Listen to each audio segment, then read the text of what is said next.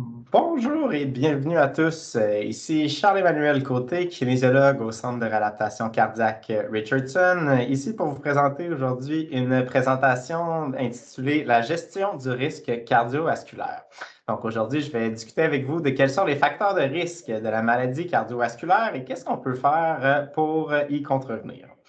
Donc, on va parler aujourd'hui de facteurs de risque. Commençons un petit peu par définir ce qu'est un facteur de risque. Donc, un facteur de risque, c'est un marqueur biologique ou un comportement qui augmente le risque de développer ou de réavoir une certaine maladie.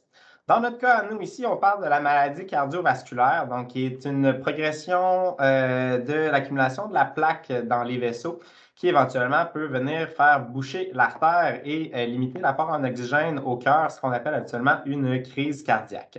Donc aujourd'hui, les choses qu'on va voir, c'est des choses qui, d'une manière ou d'une autre, accélèrent le processus d'accumulation de la plaque, donc qui ont tendance à augmenter le risque de maladie cardiovasculaire.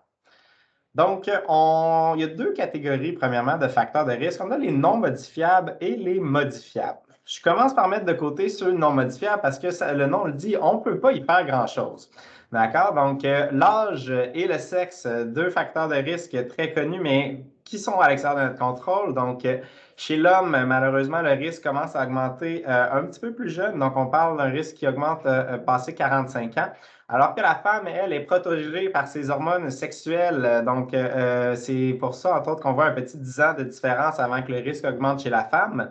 Ou après la ménopause, où justement les femmes perdent cette protection naturelle-là au niveau de leur système cardiovasculaire.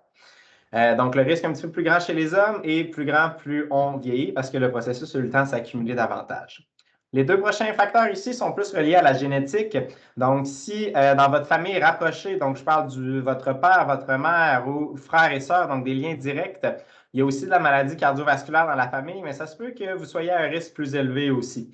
Donc, pour nos liens de parenté, donc chez les hommes, c'est si jamais il y a un événement en bas de 55 ans dans votre famille que vous seriez plus à risque. Et chez une femme, ce serait en bas de 65 ans. D'accord? Donc, parce que vous avez une génétique très, très, très similaire à vos parents proches aussi. Même chose pour l'ethnie. Donc, malheureusement, les personnes d'origine africaine ou asiatique ont tendance à avoir un risque de maladie cardiovasculaire qui est plus élevé que les autres.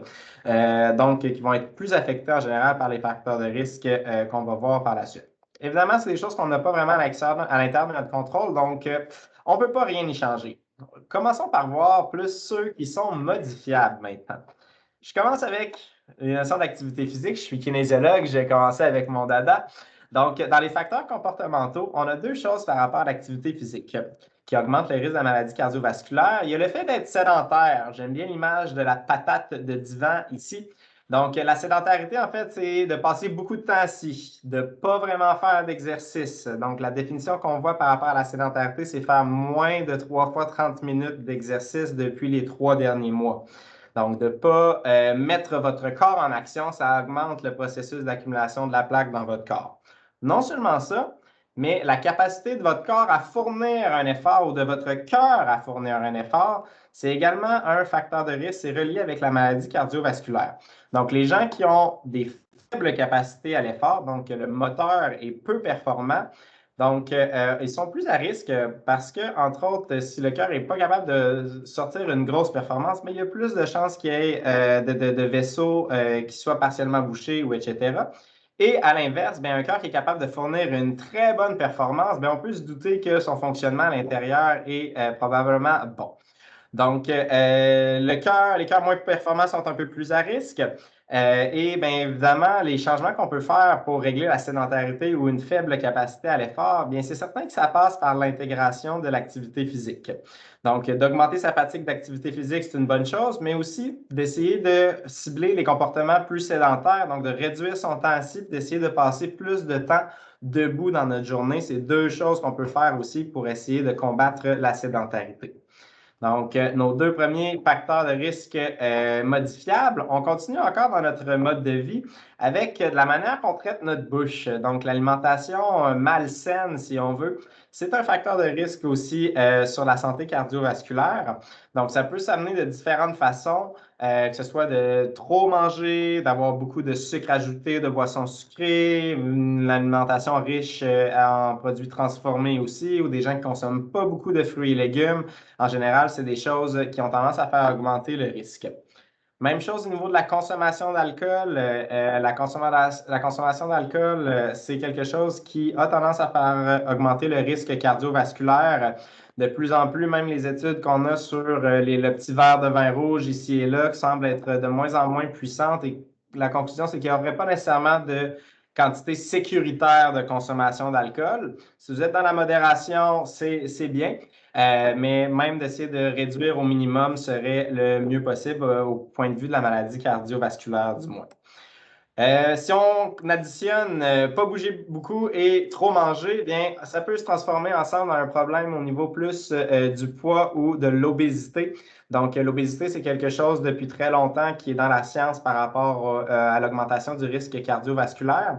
Mais par contre, on a précisé un petit peu plus. On regarde de moins en moins le chiffre sur la balance parce que ce n'est pas le plus important. Même votre performance physique est plus importante que votre poids au niveau du risque. Mais c'est surtout le poids qui s'accumule au niveau de l'abdomen ici qu'on tente de regarder en général parce que c'est celui qui est le plus délétère au niveau de votre santé. Donc, celui autour un peu plus du bedon ici pour les hommes, on voit la typique petite bedaine dure, là. Ça, c'est pas super bon pour votre corps parce que les organes qui sont ici, ils baignent un petit peu dans les lipides et dans le gras et ça affecte leur fonctionnement. Donc, au niveau des facteurs de risque, on va parler plus d'obésité abdominale, qui sont un signe souvent d'un déséquilibre énergétique que vous consommez plus que vous dépensez. Donc, chez les hommes, les chiffres, on voit, c'est à partir de 102 cm et plus que le risque commence à augmenter. Et au niveau des femmes, un petit peu plus serré, on est à partir de 88 cm. Mais gardez en tête, mieux vaut être en surpoids, mais en forme, que d'être en poids normal, mais ne pas bouger du tout. D'accord? Donc, le poids relativement secondaire dans toute cette balance-là. Donc, qu'est-ce qu'on peut faire pour contrer ces aspects-là? Bien, encore une fois, augmenter sa fatigue d'activité physique, ça peut permettre de combattre le déséquilibre énergétique. Et d'une autre façon aussi, mais adopter une saine alimentation, mais ça va permettre évidemment de contrer l'alimentation malsaine. Si on continue, un autre classique facteur de risque de la maladie cardiovasculaire qui, j'ose espérer que tout le monde en a entendu parler désormais, le tabagisme, le fameux tabac. Donc, que ce soit consommé sous format de fumée, vapoté, chiqué, c'est pas mal la même formule au niveau du risque cardiovasculaire. Donc, il n'y a pas vraiment une manière de consommer le tabac qui est sécuritaire, du moins pour l'instant. C'est certain que c'est facile pour moi de vous dire juste simplement arrêter de fumer. Donc, on se doute bien que c'est ça la solution qui vient avec. Mais c'est pas facile, hein? La nicotine, c'est une sacrée drogue d'addiction. Donc, dans les solutions, bien, c'est certain que les meilleures chances de réussite en général viennent avec de l'aide pharmacologique pour vous soutenir dans cette démarche-là. Donc, la dépendance à la nicotine, c'est quelque chose de très fort, surtout si vous êtes un gros fumeur. Donc, il y a des manières avec certains médicaments de vous aider à passer au travers si vous êtes prêt à le faire. Sinon, dans les autres solutions, mais augmenter sa fatigue d'activité physique en même temps de réduire son tabac, en général, c'est une formule gagnante. Même la science semble nous dire qu'il y a un petit peu plus de succès de cette façon-là. Parce qu'on remplace notre mauvaise habitude par une meilleure et on ne fait pas juste retirer la mauvaise habitude puis laisser une espèce de vide à combler derrière. Donc, souvent, de travailler en parallèle, augmenter l'activité physique, réduire tabac, c'est une bonne combinaison. Et la chose la plus importante dans l'arrêt tabagisme, c'est d'avoir du support. Si vous faites ça par vous-même, on le sait que c'est difficile, c'est dur de se motiver, mais si on a de l'aide pharmacologique, du support autour de nous, ça peut faciliter le processus. Puis on vous encourage à le faire parce que le tabac, c'est vraiment pas bon pour la santé de vos artères. C'est un des premiers facteurs de risque pour les AVC également. Non seulement votre cœur, mais votre cerveau aussi.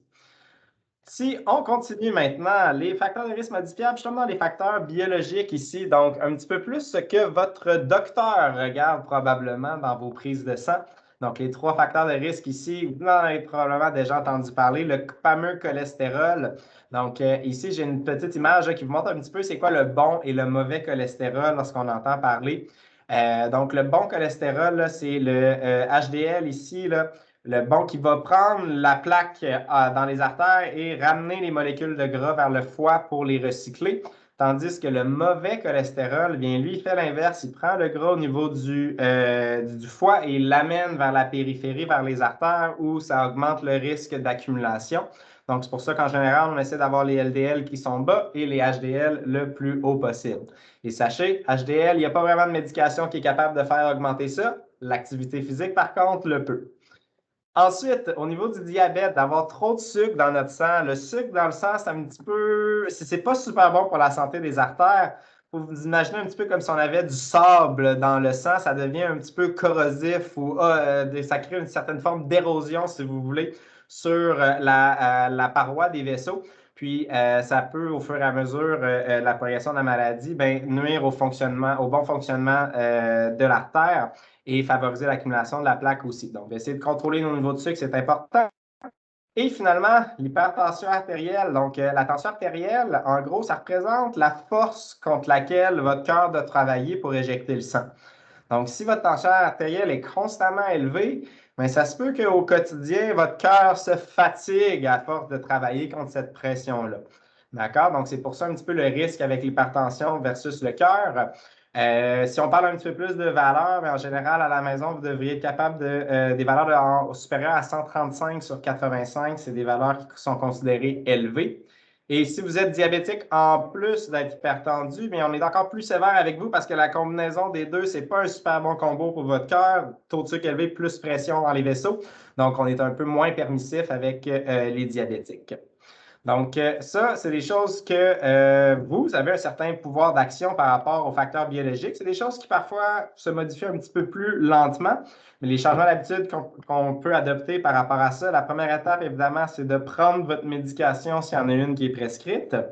Sinon, côté diabète et hypertension, bien, la meilleure manière de savoir si vous êtes sous contrôle ou non, bien, c'est de mesurer votre pression, votre taux de sucre une fois de temps en temps pour voir s'ils sont sous contrôle.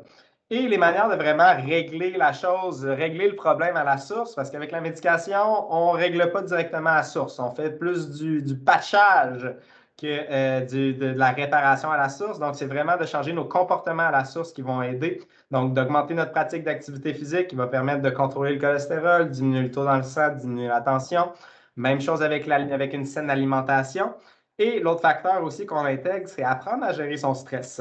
Donc, être de manière un peu permanente dans un état de stress, c'est pas nécessairement bon pour notre corps aussi. Puis ça peut avoir même une influence biologique sur les marqueurs qui sont ici. Donc, quelqu'un qui va être constamment stressé ou anxieux, de façon générale, va tendance à avoir du cholestérol, des taux de sucre et une tension qui est un peu plus élevée aussi. Et on parle justement de stress. Le stress, c'est aussi un facteur de risque. Il y a aussi des facteurs psychosociaux par rapport à la maladie cardiovasculaire. Donc, le stress et l'anxiété, c'est deux choses qui augmentent le risque de maladie cardiovasculaire.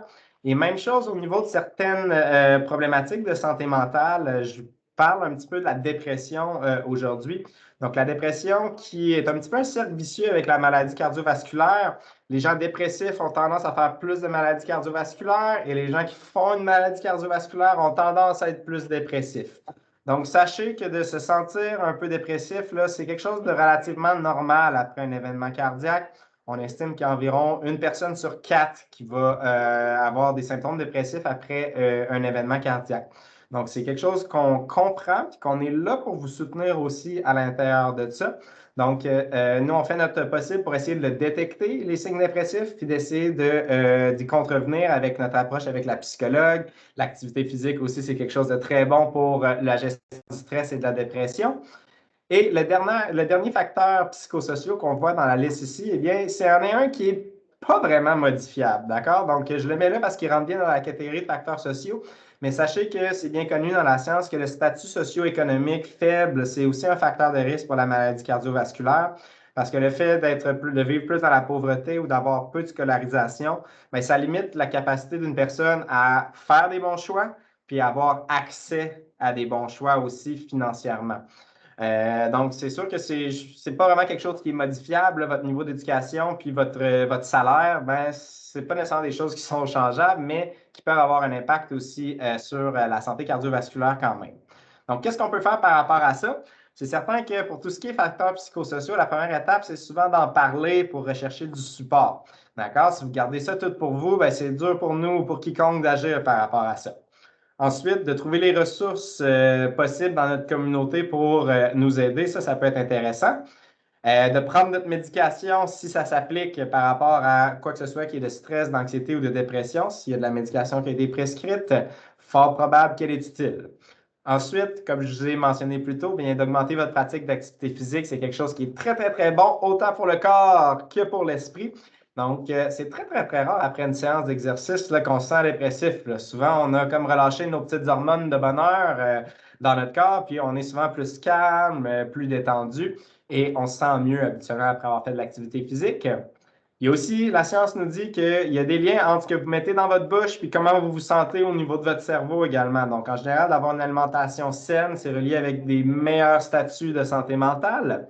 Et évidemment, bien, apprendre des techniques de gestion efficaces de votre stress, c'est bien important. C'est quelque chose qu'on va vous aider. Si vous avez tendance à être stressé, bien, il faut apprendre à gérer ce stress-là pour ne pas le laisser nous décomposer tranquillement. D'accord? Donc, si on fait un bref résumé des solutions qu'on a apportées au niveau de ces différents facteurs de risque-là. Vous allez voir que ça représente un petit peu ce qu'on fait en réadaptation cardiaque. J'espère que je ne vole pas trop le punch, qu'on essaye de prévenir les maladies cardiovasculaires. Donc, les solutions qu'on a présentées, c'est ce qu'on met en application ici. Donc, la première étape, c'est certain de prendre sa médication. C'est toujours la meilleure des choses. On vous l'a prescrit pour une certaine raison. Si vous avez des questionnements ou vous voulez peut-être considérer ne plus la prendre, mais parlez-en à votre médecin. Faites-nous pas le coup d'arrêter de prendre votre médication tout d'un coup. C'est des discussions que vous pouvez avoir avec votre médecin ou avec un professionnel de la santé, mais c'est important de la prendre si elle a été prescrite. Ensuite, résumer des choses qui étaient ici dans les solutions et qui sont intégrées dans notre programme de réadaptation cardiaque, eh bien, on a avoir du support. La cessation tabagique, c'est quelque chose qu'on peut vous aider, que ce soit pour référer un programme ou même faire la prescription d'aide pharmacologique. On a apprendre à gérer notre stress, donc on a une bonne psychologue dans le programme pour ça. Ensuite, réduire son temps assis, augmenter sa pratique d'activité physique, adopter une saine alimentation, limiter sa consommation d'alcool. Et la dernière étape, eh bien, c'était de connaître les ressources dans sa communauté, que ce soit les ressources pour faire l'activité physique, pour bien s'alimenter, pour combler nos besoins en général. D'accord? Donc, je sais que ce n'est pas si facile, ça peut paraître intimidant de faire tous ces changements-là aussi tout d'un coup, mais c'est quelque chose qu'on fait tranquillement, étape par étape, à la vitesse que vous êtes à l'aise d'intégrer. Et sachez qu'au bout de la ligne, mais on fait pas ça pour rien. Avec tous ces changements-là, si vous appliquez tout ça, les programmes de réadaptation cardiaque, ça peut permettre de diminuer votre risque de mortalité de maladies cardiovasculaires de 25 %. D'accord? Donc, c'est quand même pas rien. Si vous réussissez à appliquer ces changements-là, vous allez obtenir des bénéfices autant sur votre qualité de vie, mais sur votre risque de mortalité par rapport à votre santé cardiovasculaire également. D'accord? Donc, j'espère que ça faisait pas mal le tour pour les facteurs de risque aujourd'hui. Donc, si jamais vous avez des questions, mais je vous invite à nous en faire part, que ce soit par courriel ou lorsque vous vous présentez pour la prochaine fois sur le site. Gênez-vous pas pour nous poser des questions. On est là pour ça. Vous avez peut-être connu certains facteurs de risque qui s'appliquaient à vous avec certaines solutions qui s'y appliquaient aussi. Mais vous voyez que notre solution est relativement clé en main, là, de bouger plus, manger mieux, arrêter de fumer, puis gérer son stress. C'est pas mal nos nerfs de guerre pour ça et prendre votre médication. D'accord? Donc, n'oubliez pas aussi qu'on a un petit peu plus de détails par rapport aux solutions. Si vous allez sur notre site web, on a un aide-mémoire en lien avec cette présentation-là. Vous allez avoir un petit peu plus de chiffres par rapport aux facteurs de risque et aux solutions.